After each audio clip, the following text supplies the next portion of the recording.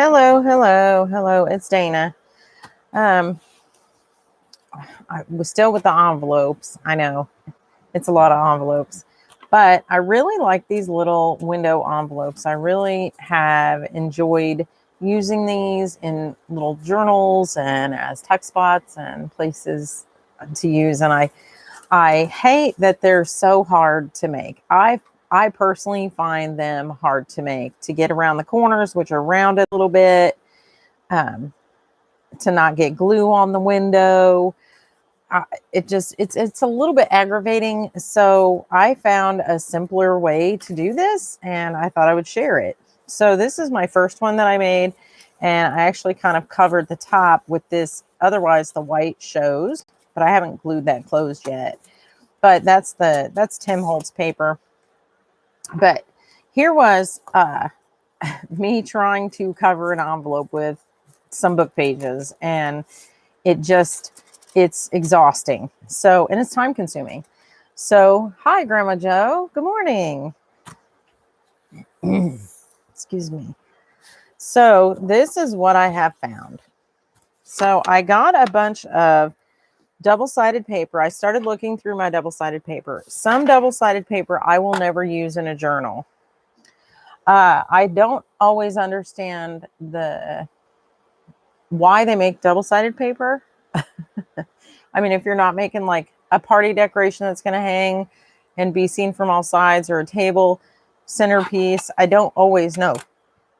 But this is the perfect use for some double-sided paper. And I will demonstrate. Okay, so I want this to kind of be the top corner. I've put a little piece of paper here. What I did was I started with 8x8s, and this was an 8x8. I didn't cut it down. I just went ahead and followed the measurements on my envelope board. But I wanted them just a little bit smaller because I thought I could send it through my die cutting machine. And so I have this little triangle, or I'm sorry, rectangle. What am I saying? Triangle. Grandma Joe, I have lost my mind. I've lost my mind. But this is what I did. I cut all my paper down to 7 and where's my glasses? You know, I can't see the thing. I'm going to make a 4-bar envelope, and this is 7 1/4 by 7 1/4. So first I went through and cut all the paper down to 7 1/4 by 7 1/4. And it seems like that's a lot of your 12 by 12 page, but this is what you end up with. So you end up with some pretty big scraps. And on this particular pad, every single piece of scrap has a hole in it over here. So that's kind of weird because they're a little bit longer than 12 by 12. So I'll show you the pad of paper that I used if you're interested. It's one at Joann's. But so you start off making your standard envelope, right? And I put a piece of tape here just because I was doing so many. I figured I'd do, I don't know, maybe 10 of them. Are you? Good. Good. Well, maybe we'll be roommates at the nursing home later. We can, have you seen that Facebook post that said, when we have dementia, we can be new friends. So I said, oh, that's me. All right. So, what I started doing was just making a standard envelope. And that's easy enough. We know how to do that. We've done that a lot on my channel lately. So I won't go into great detail, and I'm just kind of estimating that little point. So what I did was I went through all of the stack in the interest of saving time. And I made envelopes out of all of my paper that I wanted to do this with. Then what I discovered was it's hard sometimes to get this out of your envelope perfectly, granted. So this is what I found was the easiest method for me. If I cut the fold off of the envelope and then go a little bit above and below, or above and beside, to leave a little paper, because what I found was on the backs of these on the backs of these windows, the glue doesn't stick very well to that, whatever that is, cellophane or whatever this is in the window. And if you try and tear your envelope open, what I find is it gets, I don't know if you can see this, it gets these little bends and marks in it, and it doesn't look near as smooth or pretty. So what I found was if you just cut it out so that you've got a little extra paper around that window, then I'm going to show you what to do, because I think a lot of people have probably experienced this problem. Unless you have a really big die cutting machine. I don't. I have that Big Shot crank one. And a lot of people have little die cutting machines. You're not going to get your envelope through it if it's wider than whatever, 6 inches. So making a smaller envelope, this is 7 1/4 wide, so it's not going to fit. I think that's how wide anyway, I don't know. I don't know how wide the die cutting machine actually is. But what I found is if you take the side that you want to be on the outside and place your die with the cutting edge down on your paper. You know what? And I'm just putting a little piece of this washi tape, which I keep reusing so it's not super sticky. I just eyeball it so it looks pretty straight to me, I think. Don't you think? Here. I think that looks pretty straight, and that's about where I want it. So what I found is that you can press and kind of find where your die is with your fingers, and then take an old bone folder. You can actually cut it using your bone folder. Now, this is not the easiest method, and if you have a big die cutter, yay, this will be a lot easier. But it is possible to do it with a little bone folder. You just have to press hard and go all the way to the corner on your die. And I think I've got through. So let's see. Let's see if I managed to get it all the way through. And this is kind of thick cardstock, so you know what? I didn't get through on the end. I'm going to go again.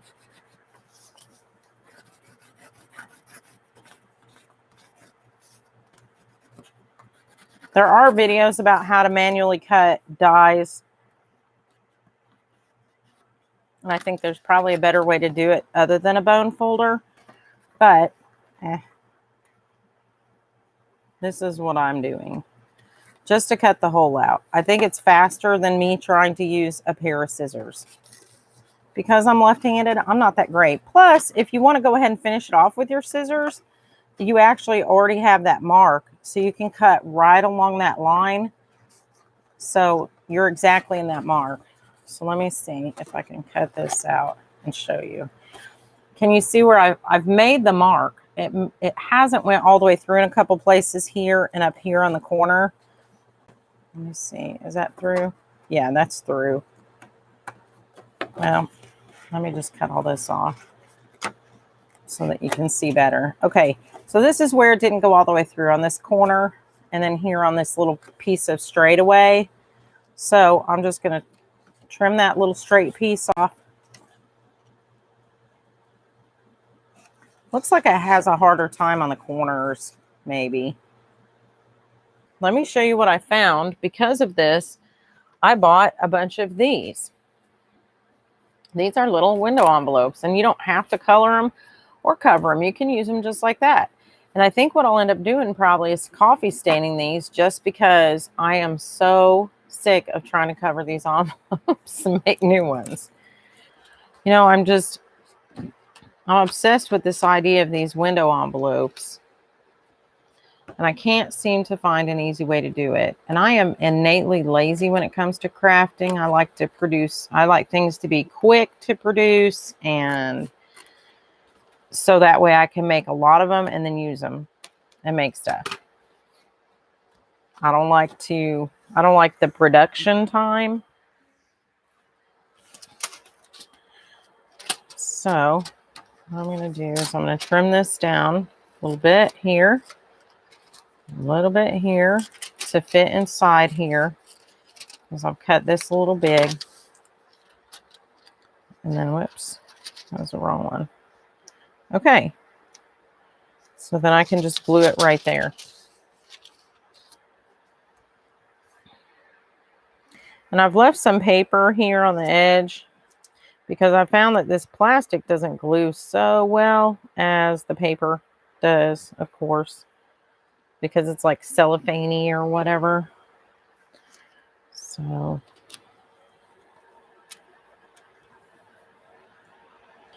So what we can do is we can just take a sliver of this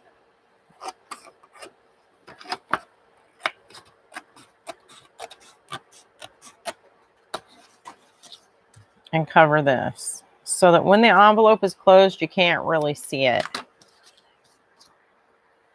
That's my plan anyway. We'll see how that goes. Oops. Yeah, that should be good. So then what you'll do is you'll close that up like that, and you don't see that white edge of that window where you glued a window into, a fake window into the envelope you made. I have decoupaged these things. I have painted these things. I have stamped these things. Oh my goodness, I have done a lot to these envelopes. I tell you what, I have found. This, by far, so far, is the easiest way I have found.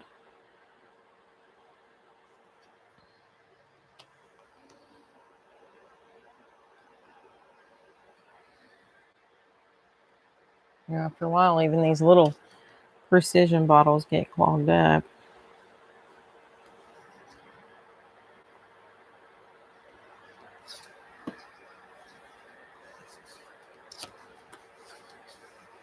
Okay, so something else I discovered today is this little pad of paper. Actually, these pages fit these envelopes I'm making just perfectly. so that's a bonus. And then you can see that that's how that came out.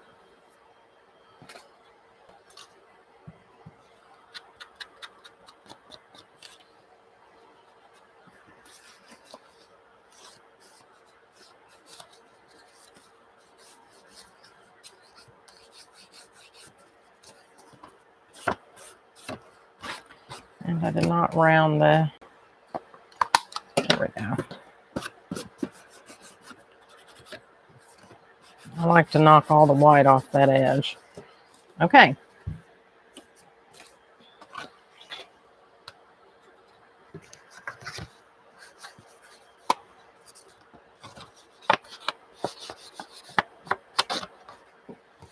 So there's that.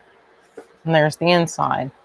So I think it looks nice. This one was an 8x8. That was that Tim Holtz envelope I made with Tim Holtz paper. This is Joann's paper. So might try to just use this to draw on here and cut it out. So this is going to be the inside of the envelope. So why don't we try that and see how that ends up.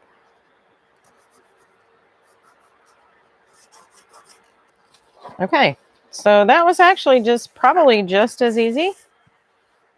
It's a little bit more to the left than I would have liked it, but yeah, I'm okay with that. Oh, that's at the bottom. Anyway, so I made that. I made this out of the two-sided Joann's paper I had bought a while back. I made this. I made this one. And this one. And this one. And this one. And this one. And this one. And this one. And then this is a piece of Tim Holtz paper that when I first started the video, I started talking about this is how I made this out of an 8x8. And you don't even have to cut it down. And whatever paper is on the back will be on in the inside and show up here. But I like the idea of cutting down the paper on this idea so that I have extra to cover that white piece, because on here I just ended up sticking a book page over the white, and I don't like that as much as the matching paper, because even though it's an extra strip of paper, it's not as noticeable on the inside because it's the same pattern in all of them. So see here, you can't even barely see that one with dark. The music you can because it's going a different way in the letters. But it's just as noticeable when it's the same paper as when it's the book page. On this, it's pretty noticeable, I thought. So I like the, I like using the same, a little strip to cover the white top of that. See where you can see the white through there? So I don't like that. That's why I put that little strip over there. So that's how that went. All right. All right. I'll talk to you all later. Have a good day, and I'll see you back hopefully shortly. Bye. Bye.